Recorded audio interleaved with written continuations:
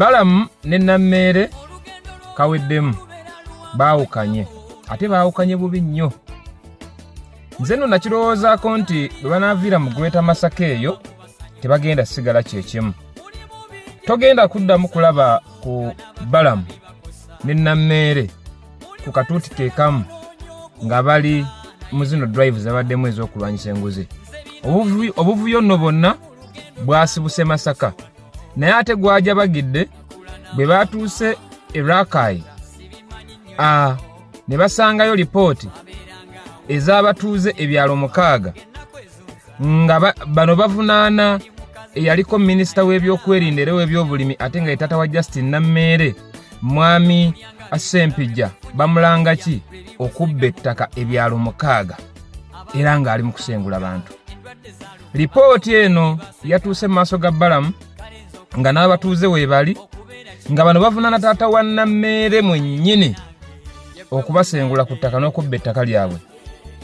Wabula Balamu yayagadde nnyo ensonga eno ejje mu mawulire, abantu bano baweebwe omuzindaalo bawulirizibwe nga bwe bazze bakola mu bitundu ebirala. Nammeere kyeyagaanye.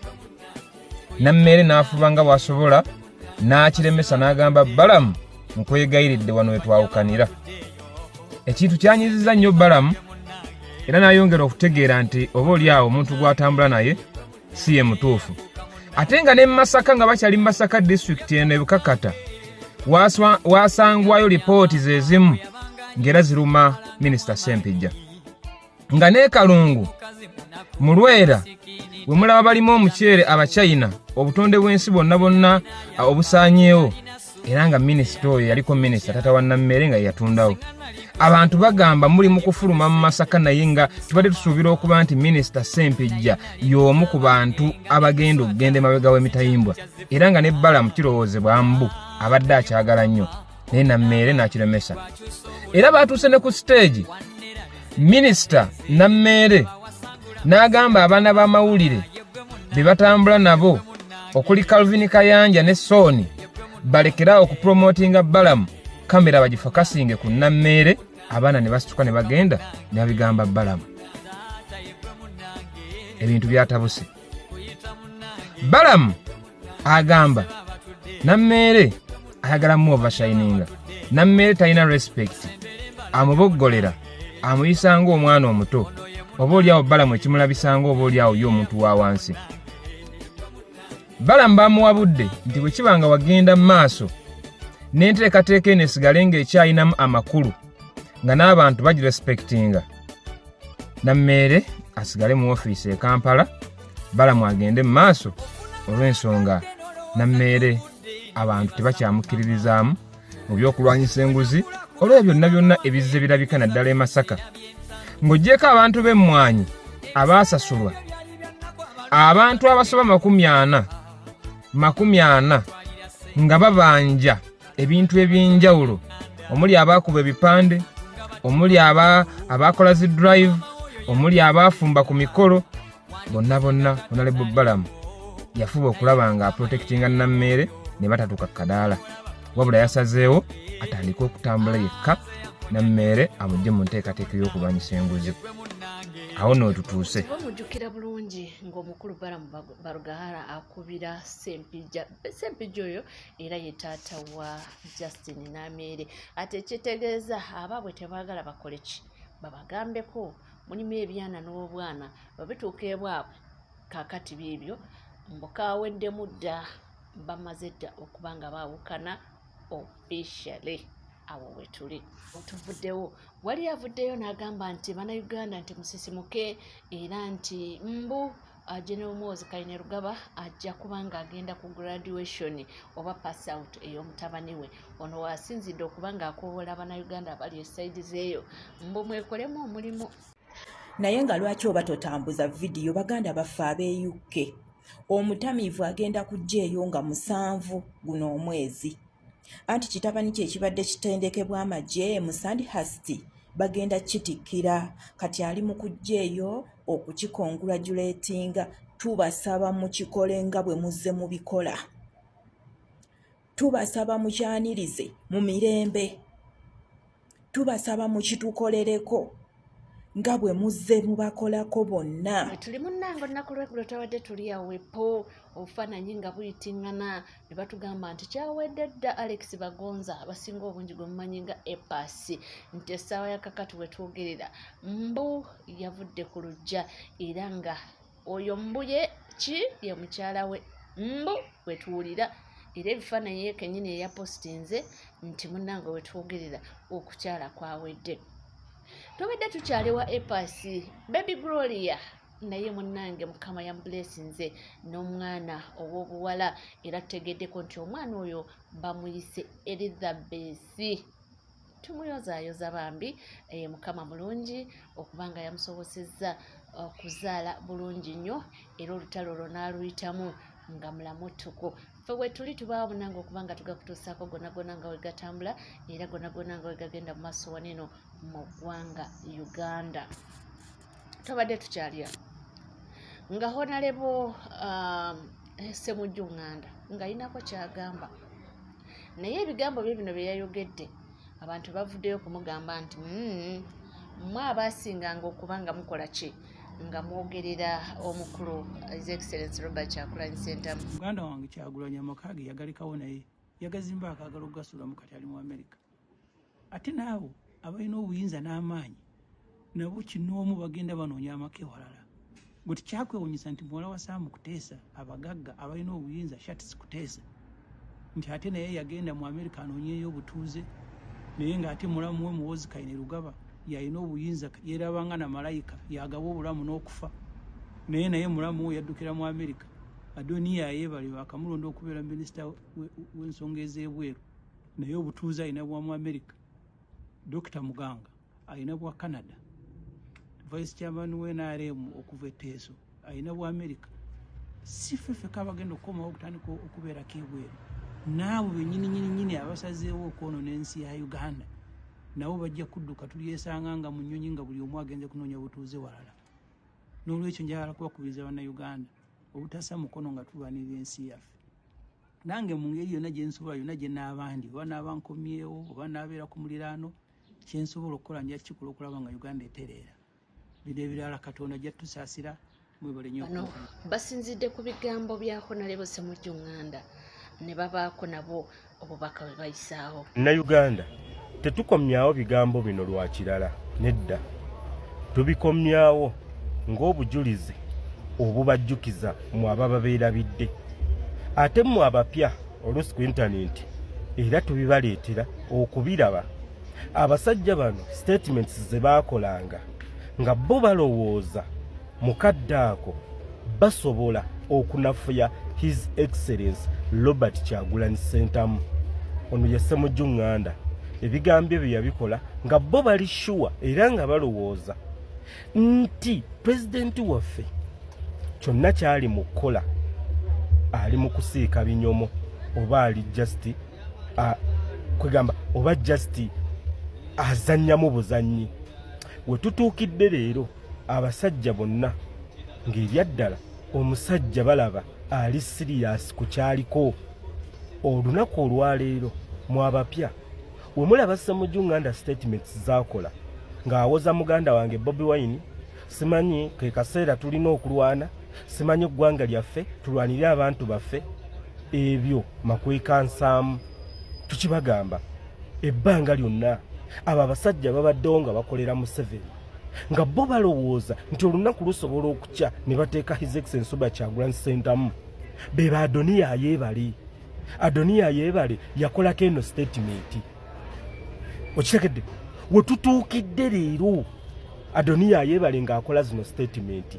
Golooza lwaki tubatadde mu mbeera oba His Excellency Robert Kyagulanyi Ssentamu omuliro gw'abakomedde. Bannayuganda omuliro gubakomidde Museveni ne guruupu ye ebyaddala batandise okusensinga nti ekijja si muntu. Kati batandise okulaba nti beetereeza babeere ku sayidi y'abantu. Lwaki bakikola? Kubanga ebiseera bya Museveni ng'era bwe kiri nti there is no rise and rise over dictator. Always over rise and fall over dictator. Omusajja wano bakajjako owe Syria ne teri yali amanyi nti basobola okusuula gavumenti ya Syria. Niyamala n'egenda. ku bikolobero bye yakola abantu. Otutuukidde leero ng'oyo lufumo ensi temmanyi nako kati beeba Museveni basobola okulowoozesa nti munnange bo tebasobola kuvaawo ng'oyinza olowooza be baatandika Uganda era bagenda osemba mu Uganda. Nedda, Uganda yaliwo ba Museveni nga tebaliiwo era egenda kubeerawo nga Museveni tebaliiwo. Obudde buneeno UN mulaba reports zeefulumya amawulire mugalaba agafuluma agoogera ku Museveni bigamwogerako. Ekyo temukiyita nti nno kusaaga. Munnayuganda nkyenkubuulira ggwe butajjaako kigere era butakwebasa. Kano ke kadde ffenna okusitula amaloboozi gaffe ku lw'ensi yaffe kuba ebyaddala tugenda kununula naye gw'ogenda kwogerwako ki oba olirimba kya oba oligamba ky'abantu bo. Eyo muddanga Uganda enunuddwa ke kaseera nno naawe okubaako kyokola ku lw'ensi. Bigambo byange nze mbaawo munange okubanga nga kutuusaako gonna nga we gatambulira nga we gagenda mu maaso wenkugambira nti gwe tuula butuuzi kkalira nywera era wabanga obadde tuna subscribinga ke kadde subscribinga bw'omala ng'onyiga kadde erisigadde tubaawo nabyo. Ono naye agamba bw'ati. Ogamba otya mwana wa maama?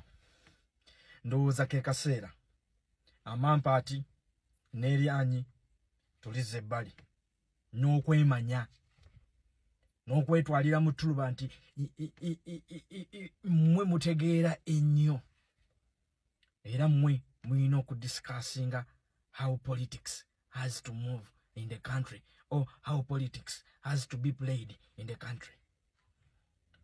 Gano nno ge mazima agakaawa. Ntambuliza vidiyo eno.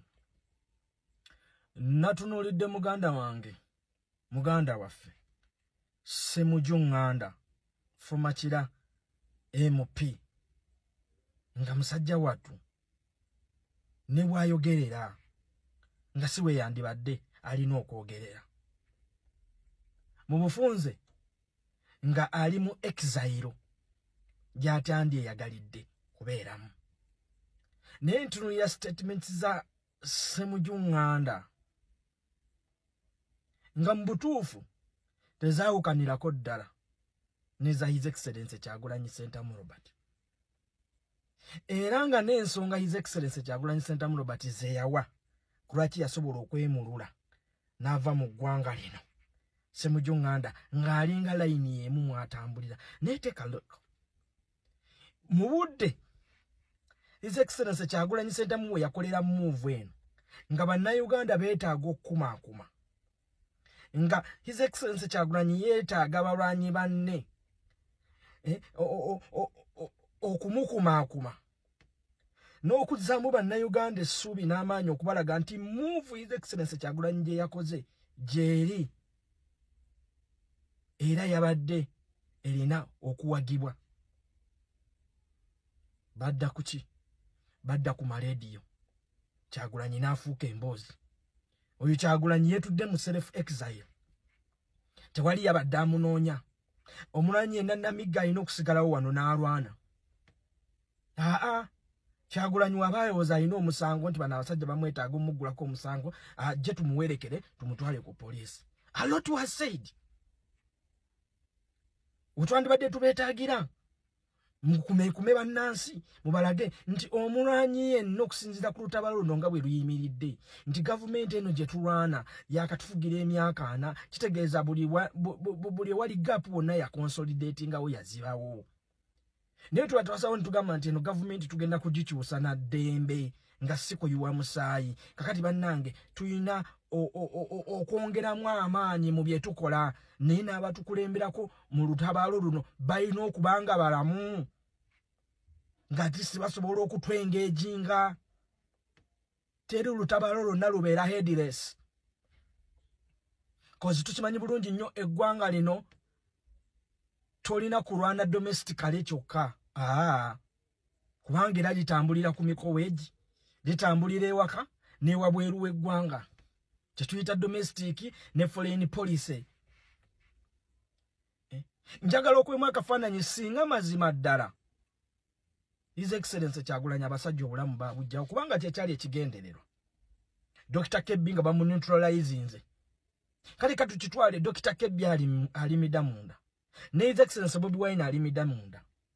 Ssalongo Erias Lukwago wuyo alimida munda. Ssemujju Nganda naawe olimida munda. opposition olebesigadde etya balubega mukaaku bamabiice bamunyagwa mu baraka bajje no bijirwa baluswa luwemba ngawe mulese mikono gy'abannansi batekinge on revolution omanyi osooka n'otunuulira nti ground efaanana etya Ugandans ready nti omuntu nga Dr. Kebbi singa aba akwatiddwako bannayuganda basobola okumununula. Is it possible? Nti no, it's not possible. What about His Excellency Kyagulanyi?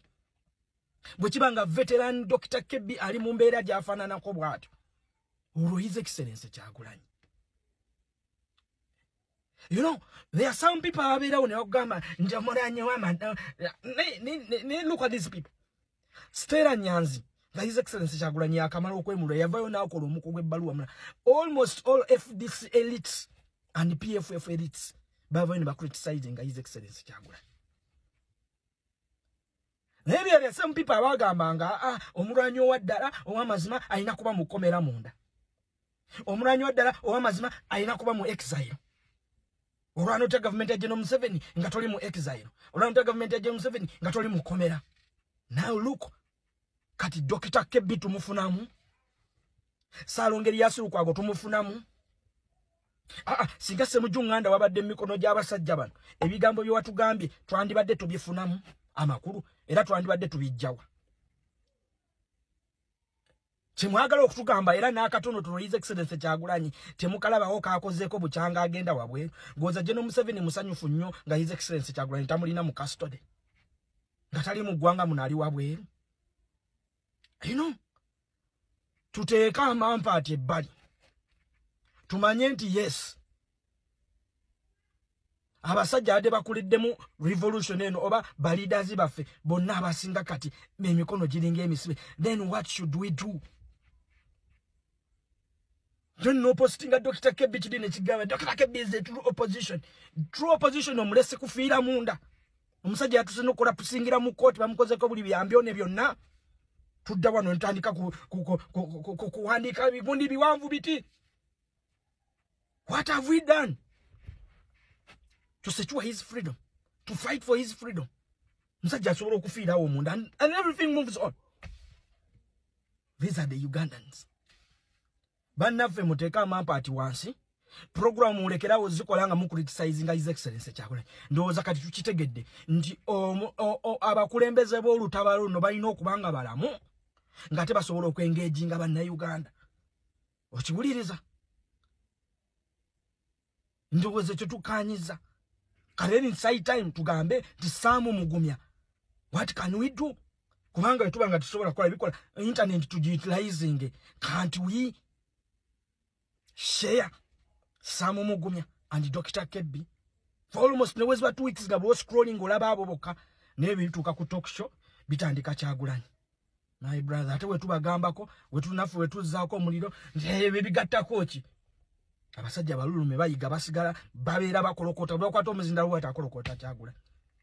N'olwayo bamubuza Salongeri Yasurukwago bamukutte. Tukwesa munizo zitwale. Yatya. So muchumba gamba ki? Mweba elite. Mwe muli batono. Ffe hooligans. Be muyita hooligans tuli bangi. Ffe ba P2 drop out. Oba senior 6 drop outs tuli bangi. Naye mutwetaaga. Kati His Excellency Kyagulanyi oba se elite. Naye alina komandi y'abano boyita ba hooligans. Abatalina bono na kyakufiirwa. Mwe elites mwina bye mufiirwa. Kati mubeetaaga. So this tendency of criticizing His Excellency Kyagulanyi every hour and then should stop. Tugambe nti kakati obuzibu buli ki? Obuzibu buli buno. Let's tackle the problem. Yes, awo wetuli era nkugamba bugambe nti tuula kalira nywera ebintu bingi nnyo ebigenda mu maaso ensonga za Dr. Kanukiza Besigye era nga nazo twategeddeko nti omuzungu ye yatuuka dda mbu agenda omulumiriza nga bwe yali ali mu lukwe olw'okubanga asaanyaawo President Yoweri Kaguta Museveni era mbu omuzungu oyo yalina obujulizi bwonna bwonna obwetaagisa okubanga ate bulumiriza kano Dr. Kizza Besigye nti kituufu yali kubanga tugakutuusaako era nga ankugamba bugambye nti oli ku NCK TV oba oliyeyo nga tona subscribinga gwe mukutu gwokka ebisigadde tujja kubanga tukomawo nabyo tova